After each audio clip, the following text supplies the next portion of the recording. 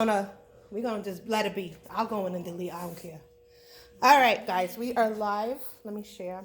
She's live. Let me get up on here. Share. Where's my page? Tammy going first, right? Up. Yeah. No, I go first and then I introduce. Yeah. Oh no, let me just get to sharing. The sharing is sharing. If I can get on my page.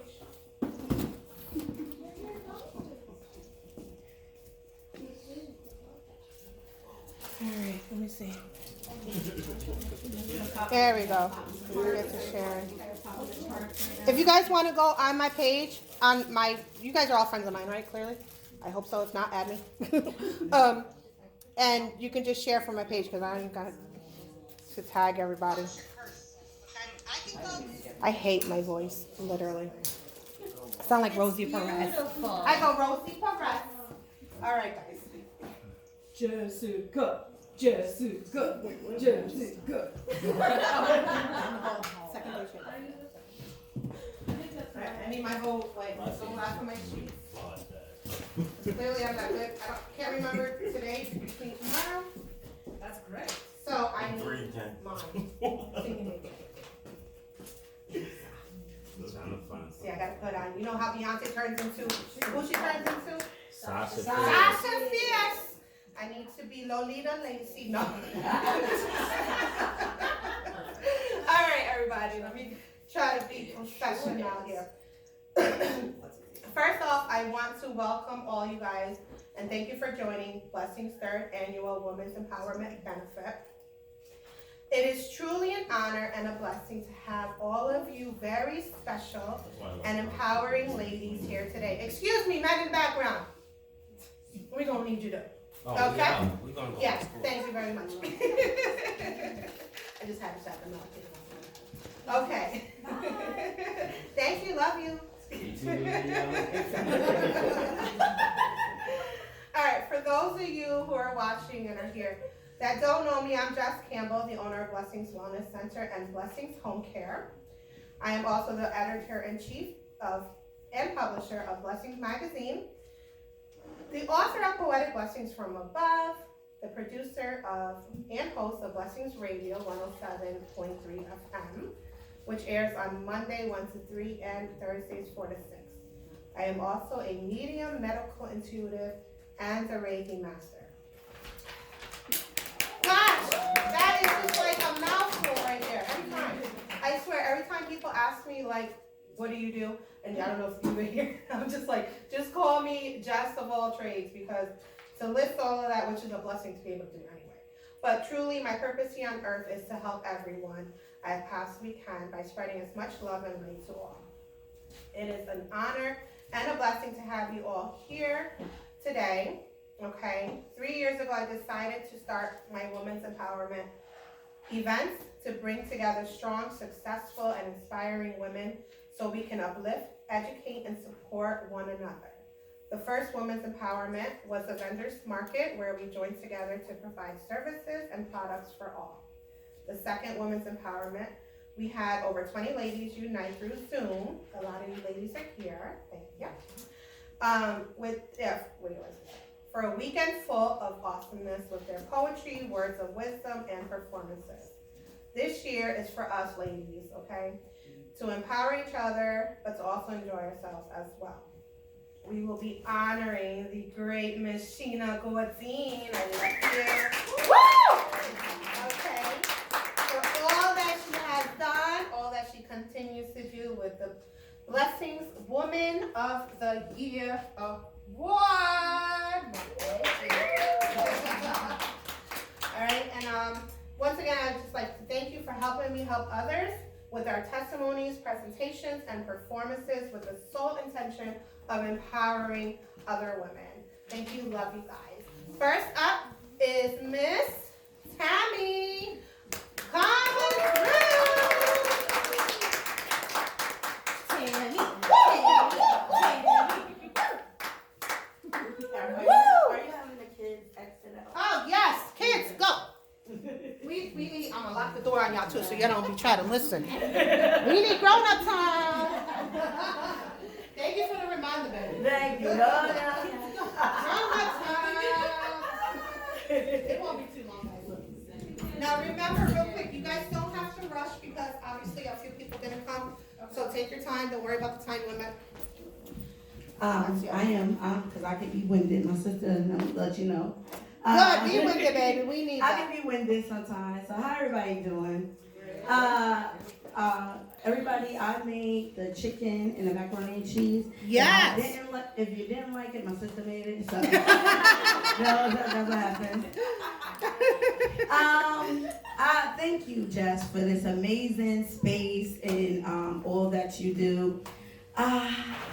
When you ask me, like, what will I talk about? And I'm like, I'm used to doing stand-up. I'm a stand-up comedian, and I've been doing it for 10 years. And it's not easy being a woman in a male-dominated field. So when you ask me to speak, it's very rarely that I speak about myself. So I was just saying, I don't know. I'm going to tell some jokes, give a little lesson somewhere, and move on my merry way. But honestly, 10 years of doing comedy, and I'm a single mother. I'm born and bred right here in Albany, 518. I love and represent 518 a la Boulevard. I love it. So coming across the river is like, Ops, look, the ops. Yeah, sure. But now I live across the river, so I'm like, I'm a resident. So I'm learning to embrace my newness over here. I wore this shirt today, me versus me, specifically because a lot of times social media and us as women, we feel like we are in competition with other women. And social media, it plays tricks on us because we look at other people that's in our same field, in our same profession, and you be like, well, why did she get that? Or why are they doing that? And yet again, if we keep focusing on other people, we lose focus on ourselves. My sister number one saying to me always is, what's meant for you will be for you. So my journey started, well, let's see, I'm from Albany. I started off rough. Like this refined woman that you've seen took some years in the making to get here. I was raised in a single parent home by my mother and my grandmother, and they died unexpectedly when I was 16. So I dropped out of high school and started taking care of myself. And taking care of myself by any means necessary. So I started hustling. I wasn't hustling chicken, and I wasn't hustling Gucci, but I was peddling drugs to feed myself. And at that particular time of my life was very low and dark, and I didn't know who I was, where I was going, or what my purpose was, or what my worth was.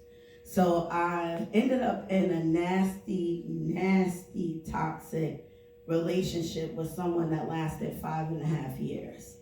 And you know, most of us stay because we don't know no better. You know, this was the first person who looked at me in that way. So I stayed, and I stayed way too longer than I should have. I went through toxic, nasty violences. But my final straw was being held hostage in my house for 3 days. And I woke up in the hospital with a broken jaw and a broken collar. That was the day I decided to choose me. And a lot of times we don't choose us. We always put us last. But it's okay to be selfish and take back your power because you comes first. And I'm a mother, and I had my first child when I was 19. Had no clue what parenthood was like. You know, as a kid, we just thought our parents was crazy. They was telling us what to do, or we was just good to get the remote with the TV. But I decided to change my life because of my son. He came to me in a time of when I was incarcerated, when I had very low self-esteem. I didn't know my worth and my value. But I also know I had to give him something that I never received, which was love. I didn't know love, didn't understand what it was, never knew how to receive it. But I knew I needed to change my ways in order I can give him the best version of me. So I did my last stint, came home. Now y'all know this pretty face ain't nothing to mess with. So I was a fighter. I was always angry at the world, angry at my situation. But my son brought out another side of me of being nurturing, being caring, being humble, and wanting to give more to him. So I started pushing myself to be a better mom. But of course, as what we do, we sometimes stumble back into old patterns because that's our comfort zone. You go back to what you used to and know because it's comfort. So me, of course, get into what? Another sick, toxic relationship. But this time, it wasn't on sexual abuse type or violence type. It was more mental than anything. I can take a punch in the face. I can take getting thrown down the stairs. I can take being raped. But that mental abuse, that's always sticks with you. So even as I stand here in front of you, I'm still not that confident in myself, but I make myself to believe I'm confident in myself. And that's why I said me versus me, because we tend to be our own worst enemy sometimes.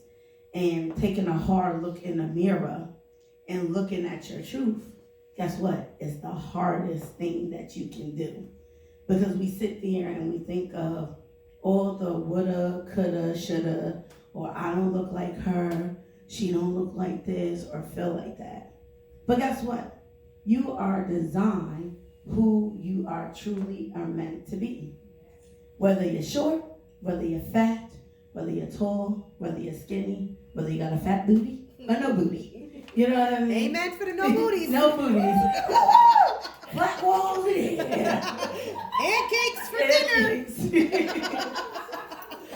So as I'm embarking on this journey, I come across my sister that I'll introduce in a minute.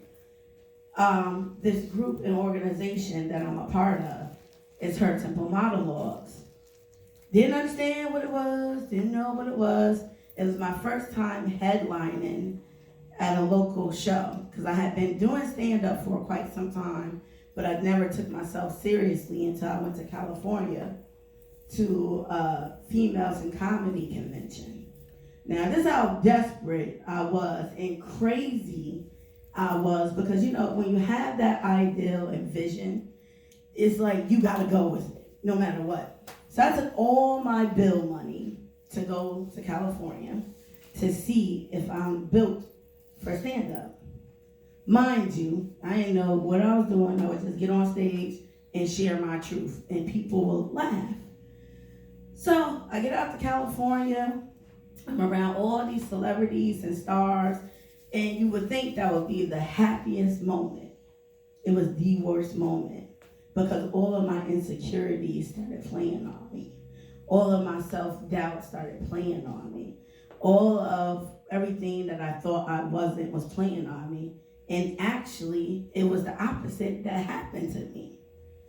I went out there with just business cards and just the gift the gab of introducing myself, because who's your best promoter? Yourself. I didn't have nothing to lean on but me. And that's how I wind up getting on a tour with Cat Williams. That was the most amazing thing that happened to me, but at the same time, it was the worst that happened to me. Because then leeches started coming out, and then people assume that you're gonna make all this money. But yet, nobody ever really asked me, how am I? Are you okay? It was just like a whirlwind of things that were happening. So of course, I'm thinking I'm gonna get a big check. This is gonna be it. Man, after taxes, paying bills. And then I came back home to eviction notice, and my power turned off. But out of all of that, I still believed in myself somewhat. And I still believed that I had a purpose and a dream. So I still kept going. I went back out to California the following year after I moved, got me a new place, got my kids settled, and I still invested in myself and my craft. I started taking joke writing classes.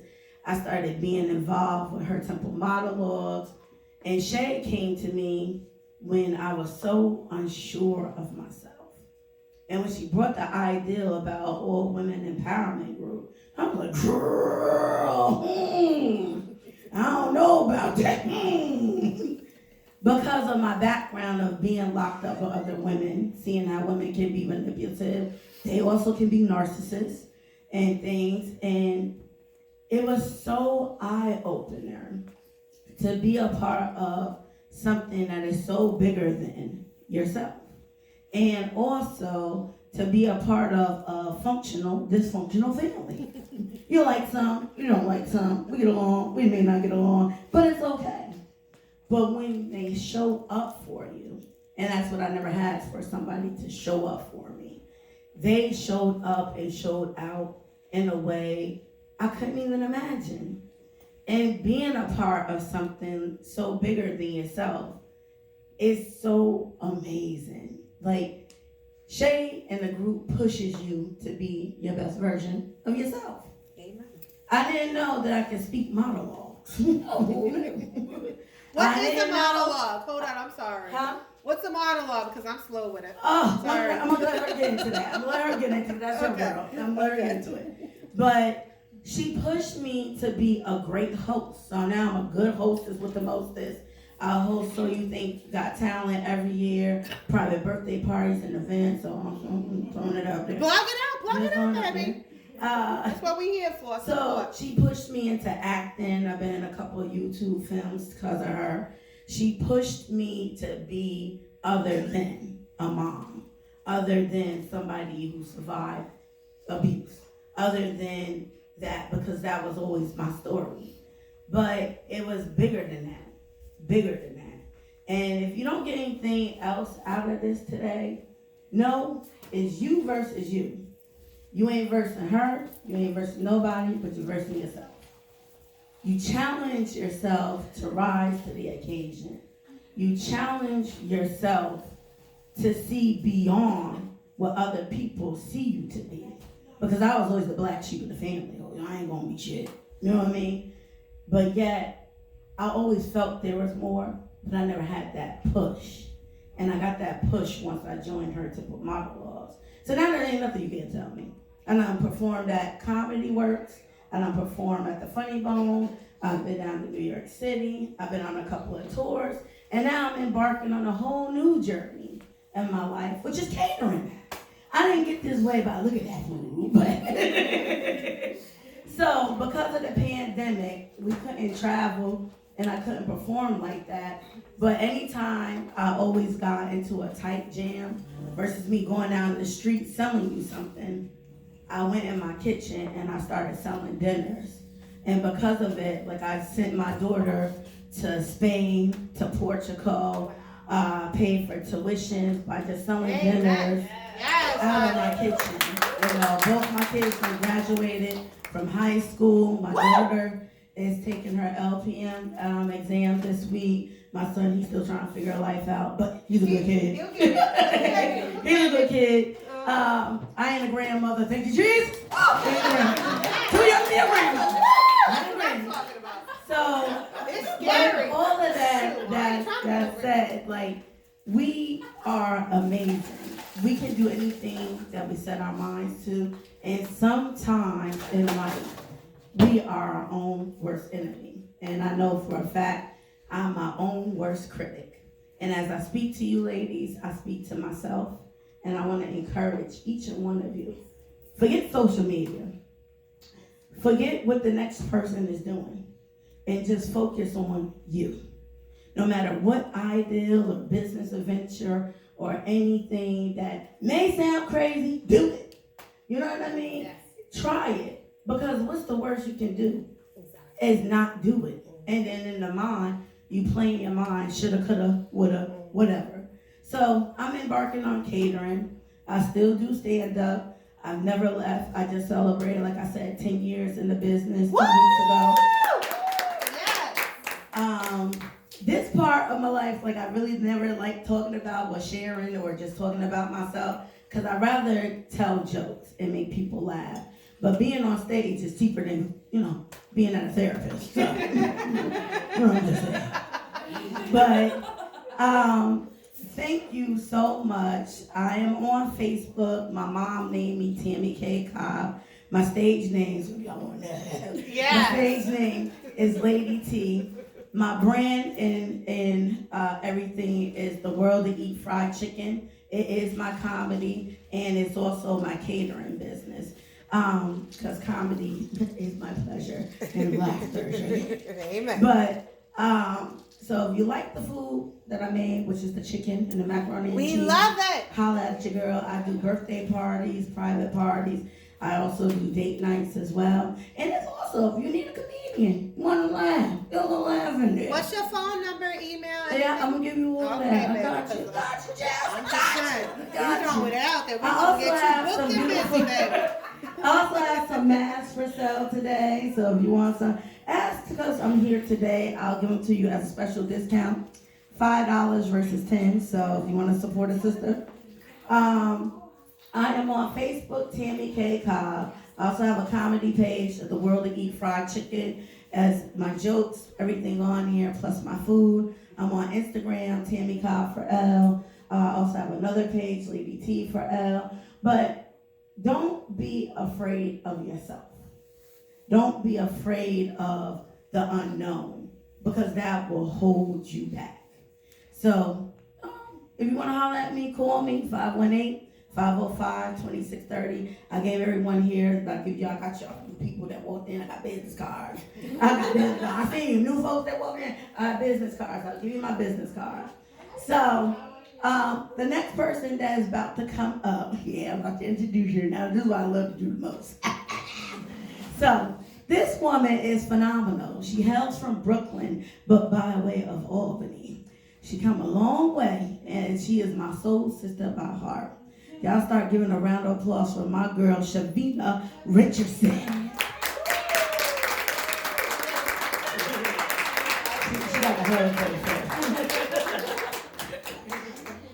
That was great. You did phenomenal. I'm so proud of you. So proud of you. Thank you. All right. Well, I'm gonna make sure I get this on the street. I see that jacket with that jacket. I gotta make sure that we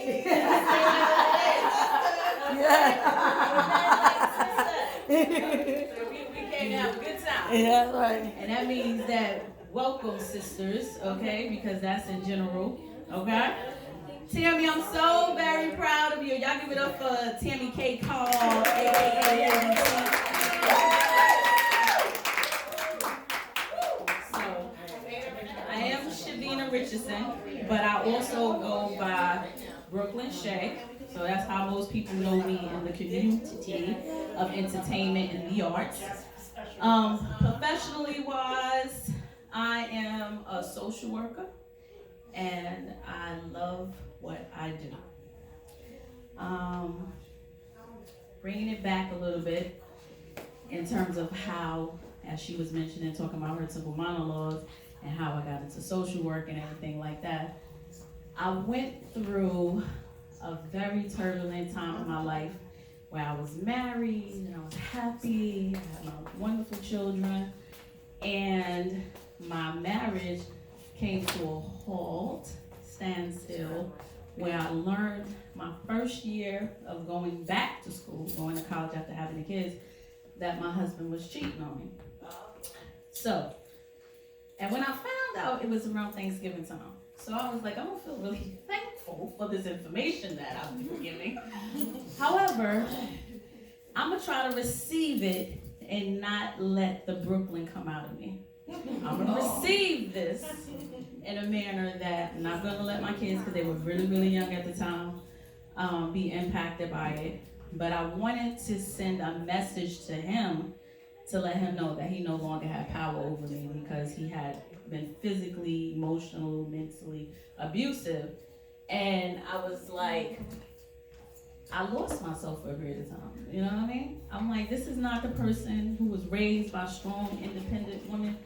this is a person who has succumbed to her situation because I wanted to stay, as the cliches say, for the kids and work through it. He didn't mean it, this that type of stuff, right? So, in that moment, when I learned of it, it just was a switch. It was just like, you or nothing, them or nothing. I choose me.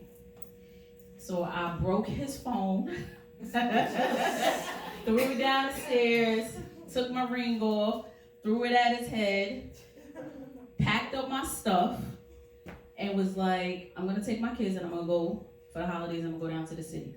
I'm gonna go to my family in Brooklyn, and I'm gonna kind of re-up a little bit, right? So only learned, because he was pissed, his ego, his pride, everything was mustered up at the time. So he calls and he's like, you could stay your bleep, bleep, your bleep, bleep, and this, that, and the third. I changed the lock on the house. You ain't got no home to come to no more. You can't leave. You chose to do that, so stay where you at. So I said, okay. Here come Brooklyn. Let's go. Turn this up a notch. I remember, and we lived in Cohoes at the time, so it was snowing so bad there. But in Brooklyn, it was cool. But we got on the highway, and my mom, my dad, the kids, and I'm like, nah, you're not gonna lock me out of this house. Like, when I left because of the situation that had happened, but I'm going to take back my power yet again. So I get there, I go to the police station, because mom ain't raised no fool, and I said to the Cohoes police, of all police, okay? So I'm like, listen, this is the situation, listen to the voice message, and I need to get back in the house with these kids. Went to the house, got back in. He wasn't there initially when we pulled up, but he came, and the cops was like, you have to vacate, y'all go to family court, blah, blah, blah, blah, blah. He wasn't happy about that, of course, but I took ownership of the house for a little bit, and then I chose to, with the help of the wonderful people in Cohoes, the school was phenomenal, because I didn't want to change the kids' schools and stuff. They were able to help me get into a 2-family house, right? On my own. So we go through all litigations, do what we have to do. And as we were going through it, he just kept, I felt like violating my temple. You know what I mean? So I'm like, why does this man just won't let go? Like, let go, let God, I'm over it. You know what I'm saying? I'm trying to move on with my life. And he could have cared less. He's like, I'm just gonna run you through. So it took 4 years to get a divorce from that man, okay? Going back and forth about custody, the house, the this, the that. And when I came out on the winning side, it was as if I said, I would never allow someone to have 1, that much power and control over me. 2, I will continue to honor my temple and take care of myself. And then I got a download and a mission of Her Temple Monologues, which is a women's empowerment group, as Tammy had mentioned when she started. And in this notion, it came about because I was helping some gentlemen in the community do poetry and do poetry in motion and all this other type of stuff. And I was like, we have nothing really for women to have a sounding board so that they can take their voice back, take their power back, articulate some of the things that they've been through, but in a manner that was kind of like going around the back end, talking about health disparities, talking about domestic violence, talking about, the things that had impacted our life from all type of abusive situations, but also from a place of growth and empowerment. So I said, we're going to use this and take a spin off of the Regina monologues. And we're going to call it Her Temple Monologues because we're going to take care of our temple. So when I brought the idea to the ladies, they were like, what is a monologue? So Justice is going to answer your question. So a monologue is like spoken word, okay? So spoken word in the sense of you are unpackaging and bringing to the forefront a theme story, okay? So if it happens to do with women's empowerment, and you want to uplift your sisters and you want to talk about that, you're going to use something that you particularly have been through to tell that story. So some people call it like their pocketbook, their purse. Unleash this particular information that has happened in order to invoke your audience and bring them into your story. So by the end, in the beginning, you start off, maybe a little depressed, going through your little story, right? Then in the middle, you see you getting little legs and you coming out. And then at the end, there's always that triumph. There's always that overcomer spirit of being on the winning side, okay? And if you are not on the winning side in your monologue, it's okay, because you're showing a level of transparency of life is not perfect, we are not perfect, things are not always going to work out in your favor, but you're going to elicit something from that audience and from that person to feel and be compelled to say, wow, that resonated with me. I understand. And outside of the monologues that we have experienced and that we have put on since 2012, that's how long we've been in business. So. Next year we'll be celebrating year 10, 22, my favorite number, 22. Yes, honey. From that particular experience and just being present with people and being able to see and hear some of the stories that people have, shared with us after we've gotten off stage, and they said, wow, like I was able to leave my abuser because of the story that you told me. I was able to help another sister grow and, uplift her, even if, I really didn't rock with her, but I saw she needed something at that time. So when Jess, thank you so much for this platform. Thank you, my love. Asked us to be here, I was like, I'm going to talk about the part that is a little difficult sometimes when running an empowerment or a woman's business and a sisterhood, right? Because with that, as Tammy hinted to, we all have things from our childhood, right? So we learn those things to help that protect us. Our vices, where we go into that survival mode when someone, typically is violating us. They may have embarrassed us, and our ego and our pride get in the way, and so forth. So attempting to have a business centered around women and we're supposed to be empowering them, the downside is that everybody is not always going to play nice. The downside is that people are going to get envious, jealous, and so forth. Now, spiritually, because I'm very spiritual now and I've been tapping into that more, I know that it is other forces and other entities trying to disrupt the flow of what you're meant to do. Okay, so I know that. But not everybody in the group is spiritual or inclined to believe what I'm saying. So you have the strife. You have the